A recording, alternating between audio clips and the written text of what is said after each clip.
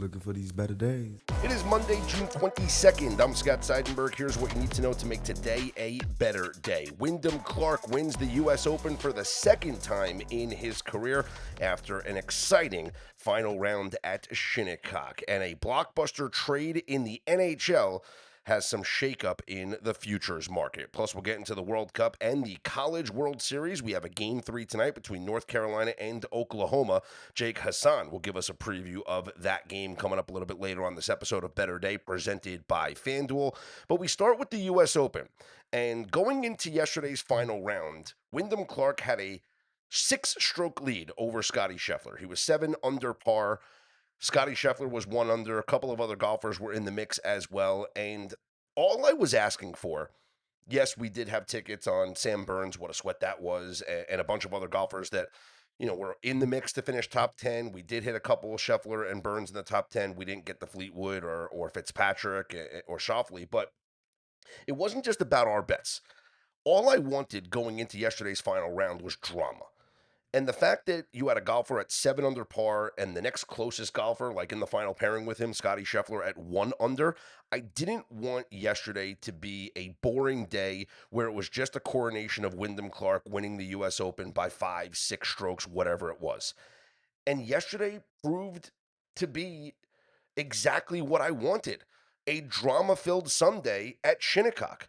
Give all the credit in the world to the USGA for making the course as difficult as it could be yesterday. And let's give credit for Sam Burns for giving us quite the sweat with a 3 under round, finishing at 3 under par and giving himself a chance and putting himself in the mix. And yeah, we can play the what if game and we can talk about if he, made the birdie putt on 16 or whatever. But you can do that with Wyndham Clark as well. Like if he doesn't bogey 17 and give us a chance to go into 18 down 1 stroke, there were so many what ifs. But anyway, Wyndham Clark comes back to the field after shooting a 3 over round, and he finishes at 4 under par. It came down to the 18th hole where Wyndham Clark bogeyed 17 to get our Sam Burns ticket live. Sam Burns was already in the clubhouse. He finished like 4 holes earlier, but Wyndham Clark, he slices his tee shot into the second cut, the rough area, and then a good recovery on his second shot, but it's still like a 55-foot putt for birdie. And you're thinking he's just going to easily, it's like a lag putt. He's going to set himself up for a 2-putt for par to win, and you're just hoping that par putt is long enough that maybe he chokes and he bogeys and we get ourselves a playoff with Sam Burns and Wyndham Clark. But man, tip of the cap to Wyndham Clark after a tough day, tough conditions. I don't want to say pressure getting to him, but clearly the fans were not on his side. I mean, he talked about that after the round, how literally all the fans in New York at Shinnecock were rooting against him. And it makes sense. Like Scottie Scheffler's the number one golfer. He's the popular one. Everyone's probably betting on Scheffler, and he's in that final pairing. And to see Wyndham Clark struggling and go from 7 under to 6 under to 5 under to 4 under, while Scheffler's sitting here at 1 under, you're thinking, hey, if Scottie can go on a run in the back 9, maybe this is going to be an epic final day of the U.S. Open. But it never really happened for Scheffler. And credit for Wyndham Clark, overcoming the course, and really with an incredible gutsy putt on 18 to leave himself a tap in for par to win the U.S. Open. And he cashed, by the way, 45 to 1, 50 to 1 before the tournament even started. Just an incredible bet if you had a Wyndham Clark bet. But the one thing I think is fascinating about him is that if you look at his career, like in majors, he hasn't had success, but yet he's in the category right now as a 2-time major winner, a 2-time U.S. Open winner. And it's crazy. Like it's a very rare.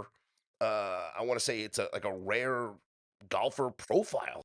So Trey Wingo tweeted this out last night. If you look at Wyndham Clark's history in majors and you go back to 2021, this is a guy who never really had the success. He didn't play in the Masters in 2021. Was T75 at the PGA. Missed the cut at the U.S. Open. Didn't play in the Open Championship. In 2022, doesn't play in the Masters or the PGA, misses the cut at the U.S. Open, finishes T76 at the Open Championship. 2023, no Masters, misses the cut at the PGA, wins the U.S. Open, and then finishes T33 at the Open Championship. In 2024, misses the cut at the Masters, misses the cut at the PGA, finishes T56 at the US Open, and misses the cut at the Open Championship. In 2025, T46 at the Masters, T50 at the PGA, misses the cut at the US Open, T4 at the Open Championship, so maybe carrying some momentum into 2026, where he was T21 at the Masters, missed the cut though at the PGA Championship, and wins his second U.S. Open yesterday, joining some elite company with two major titles. So, congratulations to Wyndham Clark, a well deserved win, and thank you for an exciting Sunday of a little bit of drama there at the U.S. Open. Elsewhere, yesterday, World Cup soccer action as we continue to be amazed by the nation that is Cape Verde. Cape Verde with the draw against Spain in their opening match, giving them, 1 point in their first World Cup match ever against a heavily favored Spain team. They played a heavily favored Uruguay team yesterday and again played to a draw, a 2-2 draw. So Cape Verde with 2 points now in two matches, and Uruguay with 2 points in two matches. Spain gets the win, so they have 4 points. They beat Saudi Arabia 4-0, but now you go into the final match here of the group stage, and Cape Verde has a chance to advance. Unbelievable story. Who would have thought that? Who would have thought that when this tournament started?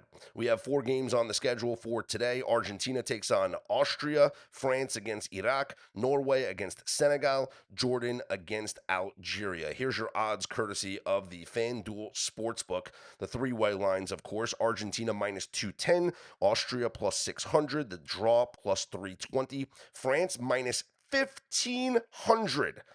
Iraq plus 3,500, the draw plus 1,100. Norway plus 120, Senegal plus 220, the draw plus 250. And Algeria minus 185, Jordan plus 500, the draw plus 320. I think there's fun ways to get at some of these games today. Like, I like Argentina's team total over 1.5 goals. It's at like minus 150 or so. But I can see Argentina scoring a couple of goals here in this match against Austria.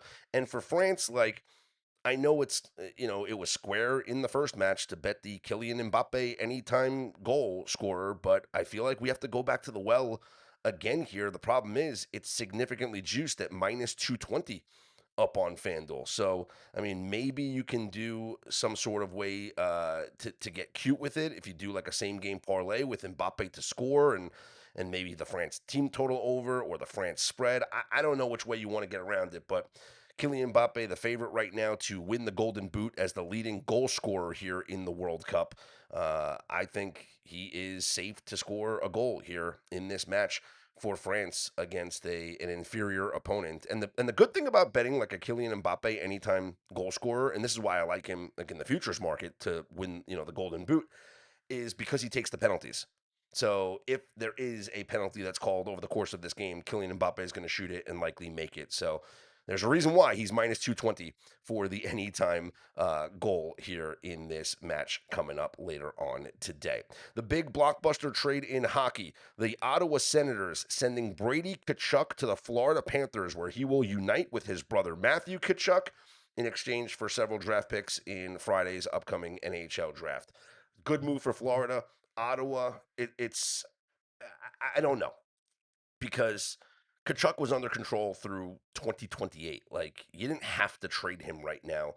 And I just wonder if, he was the captain of that team. They lose in the first round to the eventual Stanley Cup winners in the Carolina Hurricanes. I don't know if it was a case where, he wore out his welcome. Was there some instances that may have played a role, like, after the United States wins the Four Nations last year, and after there was the fights with the Canadian national team, and then they win the gold medal in the Olympics this year, and Kachuk going back to Ottawa, maybe not well received by the fans, maybe some difficulty there with the media. There was definitely some circumstances, extra circumstances, I should say, as to, to add to him being gone from the Ottawa Senators. But right now, the Florida Panthers with the Kachuk brothers A year after being decimated by injuries, they are the third favorite to win the Stanley Cup. The Carolina Hurricanes, the defending Stanley Cup champions, are your favorites right now, and they are followed by the Colorado Avalanche, the second favorite, the President's Trophy winners. Right now, it is the Carolina Hurricanes plus 750, the Avalanche plus 800, and then the Florida Panthers plus 850 as your third favorite to win the Stanley Cup this next season. The NHL draft is coming up on Friday. Gavin McKenna is going to be the number one overall pick, and the draft really starts at number 2 with the San Jose Sharks. The NBA draft is coming up tomorrow night. We're going to do something. We're going to do some stuff with the draft tomorrow with some best bets or just with some bets that we want to place here going into Tuesday night. Right now, I can tell you this. If you look up on FanDuel, AJ Debinsa is the favorite to be the number one overall pick at minus 425. I've been saying all along, Debinsa is going to be the guy ahead of Darren Peterson. We gave it out months and months ago when it was plus 135. I don't know. I feel like there might be some value in betting Debinsa to be the second overall pick. Like, what if Washington changes their minds or something goes down and they decide to go with Darren Peterson, and then Utah would very gladly take the BYU product in AJ Debinsa. But we'll do more draft betting coming up on tomorrow morning's show. Tonight, the College World Series will play game number 3 between North Carolina and Oklahoma. Current odds up on FanDuel right now have North Carolina as a minus 158 favorite, Oklahoma plus 124 with a total of 9.5 juiced to the over. Jake Hassan will join us for a preview of tonight's game number 3 of the College World Series, as well as tonight's Major League Baseball card. What would you do if your online store converted 36% more shoppers? You could take 36% more vacation. Another pina colada? Yes, please. Open a new retail location with 36% more square feet. Fantastic. Hire 36% more help. You're hired and you're hired. Shopify has the world's best converting checkout, up to 36% better than other e-commerce platforms. What you do with those extra sales is up to you. Switch to Shopify today at shopify.com/listen and get a $1 trial. Shopify.com/listen. The biggest stage in world soccer is here, and every goal changes everything. And now, FanDuel is giving you a reason to root for every single one. Introducing Every Goal Pays. Bet on a match and get bonus bets for every goal scored in that match. That's right, more goals means more bonus bets, and all you have to do is turn on your token. From the opening whistle to the final kick, let there be goals on FanDuel. Visit FanDuel.com/believe to get started now. 21 plus select states for Kansas in affiliation with the Kansas Star Casino. 18 plus DC, Kentucky, and Wyoming. Gambling problem? Call 1-800-GAMBLER. 1-800-MY-RESET. Call 1-888-789-7777. Visit ccpg.org/chat in Connecticut. Visit mdgamblinghelp.org in Maryland. Visit gamblinghelplinema.org or call 800-327-5050 in Massachusetts. Call 1-877-8-HOPE-NY. Text HOPE-NY New York. Call 1-877-770-7867 in Louisiana. What's up, everybody? Jake Hassan here, back for another baseball update. College World Series, the title series. We have one more game left, everybody, and this one is for all the marbles. Game 3, elimination game between Oklahoma and North Carolina, and this is it, the final game of the college baseball season, and I think it's going to promise to be a banger. We are going to have a do-or-die situation for both these teams after Oklahoma took game 1, then North Carolina pretty easily took game 2 on Sunday, setting up for this massive game 3 elimination game tonight at 7 p.m. Eastern time. And once again, you get the Oklahoma Sooners as a massive dog. They are about plus 124 at FanDuel at the current market. And the North Carolina Tar Heels, once again, your big favorites in this one. And I'm going to be honest, I'm going to keep trying to ride this train with Oklahoma. I still think that this team has some magic in them. And listen, they started the game 2 hot. They got out to that early 2-0 lead, and then Xander Mercurius, who's been on a massive heater for about 3 weeks as a true freshman, finally just ran into some trouble. That was always going to happen at some point with this Oklahoma team. And now they have to try and turn to another true freshman, once again, Nick Wisloski, who got them the win in the second Georgia game, in the game that punched Oklahoma's ticket to the title series.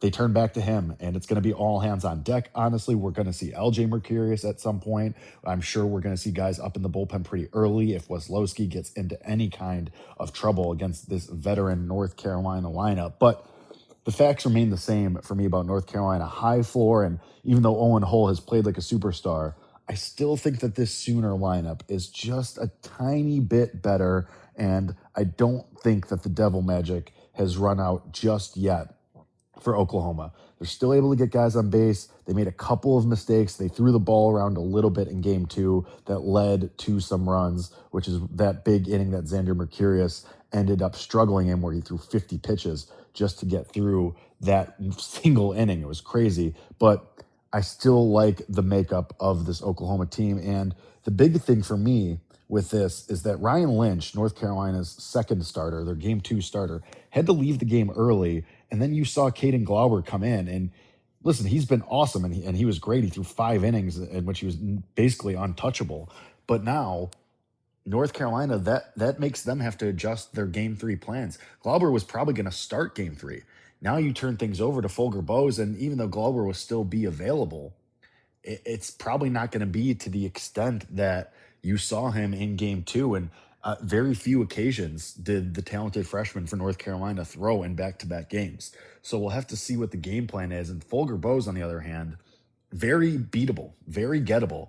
And the way that Oklahoma has been starting these games, might see some early runs here from the Sooners. If they can jump out to a lead early, might be it may lead to an Oklahoma victory and then winning the national title. So I still am going to rock with Oklahoma. I'm going to bet on the Devil Magic just one more time with the Sooners, especially at a big price, because at the end of the day, I still think, especially in a do or die elimination game for both teams, the price probably should be closer to a coin flip, and you're getting plus 124 right now at FanDuel with the Sooners. No reason to go against them. They have been on an unbelievable tear, losing their first game for the first time since regionals there. So I like the Sooners. I'm going to be going with them. Elsewhere in baseball, about time that we start talking about some Major League Baseball, giving you some awards updates in these markets. And I want to start with NL Rookie of the Year because I actually got asked a question about this. And JJ Weatherholt is your favorite. He's a minus money favorite, and he should be. He just had a 2-home run game over the weekend. He's been on a heater. He's been awesome. I don't think that you should be going out and running to bet a Bryce Eldridge or a Sal Stewart just because they're playing well as well. Weatherholt has given himself quite a bit of runway here. He's already almost a 4-win player on the year, probably going to be an all-star for the Cardinals. So not trying to beat him in that market. Now, AL Rookie of the Year is a little bit different. I do think there is some bets that you can make. I still think that maybe waiting for Munetaka Murakami of the White Sox to come back, because even though Kevin McGonigal has been good for the Detroit Tigers and built himself a little bit of runway here, he's gotten out to a minus money price as well. But Munetaka Murakami, sitting on the injured list, still has 20 home runs. And McGonigal, we remember, plays on a terrible Tigers team. If Murakami comes off the injured list and he continues to hit well, I would say even if he gets to 30 home runs, which seems very feasible, obviously, if he gets to 40 home runs and the White Sox make the playoffs, he's going to get a lot of that credit. And I think at about 6 or 7 to 1, pun unintended there from the internet trend from months ago, but Munetaka Murakami I still think is way live, which is why you see his price holding even though he's on the injured list. But I would wait until the very last second. We're still not going to see him for a little bit. He's just now starting to get back into baseball activities. I think Murakami is very interesting in this market. I think he still has very much a path to win this award and make his name for the American League Rookie of the Year. I also think, going against minus money favorites, if we want to talk about that, I still think that it's wrong for Yordan Alvarez to be a minus money price. He's a DH. He doesn't play the field. The only time we've seen a DH win the MVP award, Shohei Ohtani. Pretty good. And the 1 year that Shohei Ohtani won as a primarily DH when he wasn't pitching, he put up a 50-50 season. Yordan Alvarez isn't doing that. I still think even at plus 250, Nick Kurtz of the Athletics is still more likely to win than Yordan Alvarez. It's not the sexiest price. Maybe you pair it with a golf outright over the next couple of weeks. Maybe you pair it with your favorite NFL future and try to get a little extra value that way. But I think Kurtz still has a ton of value, even at just about plus 250 right now on FanDuel for that one. And then we look at just the broader scape of teams, and you talk about just the team landscape. And really quick, I want to go back to one player prop in that one. I think that at 27-1 on FanDuel, Hunter Goodman is an interesting bet for home run leader. Kyle Schwarber, of course, went bananas over the weekend and had the 3 home run game and then had another home run on Sunday. But for a guy in Hunter Goodman who is only a handful of home runs behind and plays half his games at Coors Field, at a big number, that's something that I've bet recently. That's something that I have been interested in just because he's a guy that can hit him in bunches. And obviously he has a very favorable home run ballpark in that one. Speaking of Kyle Schwarber and the Phillies, though, should we start talking about this team? And should we start talking about them as a true postseason contender? I don't think that's something we can just write off. This Phillies team has been red hot, and they dispatched the lowly Mets. So we do have to take a little bit of this with some context. But the Phillies sitting at plus 750, I think they're a better team than the Milwaukee Brewers, who are ahead of them. And even the Braves, for as good as they've played, the Braves are a team that can be got, especially with all the injuries that they are facing in their lineup, or in their rotation, rather, excuse me. So I think the Phillies are a team that we have to be betting on a game-to-game basis. As far as Monday's action goes, looking around the league, I do think that you're looking at the Yankees and Garrett Cole, only minus 130 going against the Tigers and Framber Valdez. Seems like kind of a light price to have to lay there. And I mean, banger pitching matchup in this one. Astros and Blue Jays. Hunter Brown, welcome back, versus Dylan Cease.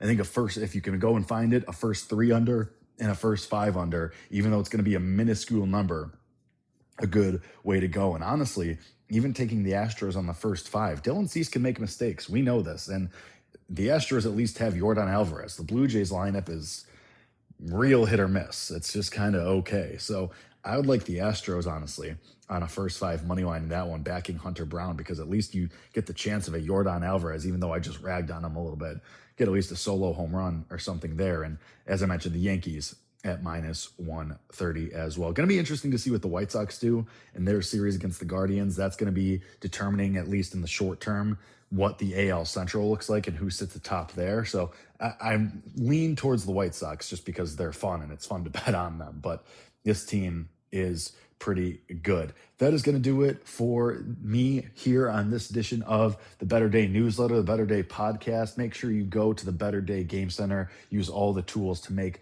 good and informed picks over there. But go Sooners, and we'll see you next time. I've been Jake Hassan. Follow me on Twitter at @TheJakeHassan for more baseball betting insights.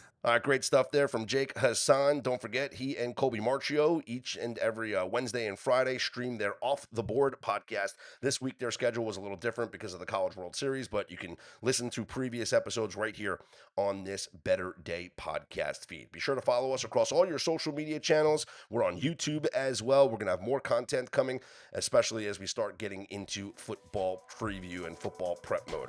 I'm Scott Seidenberg. Here's hoping you make today and every day a better day.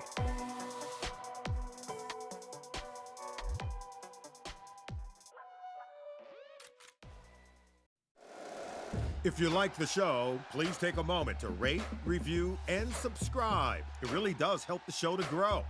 Thank you for listening.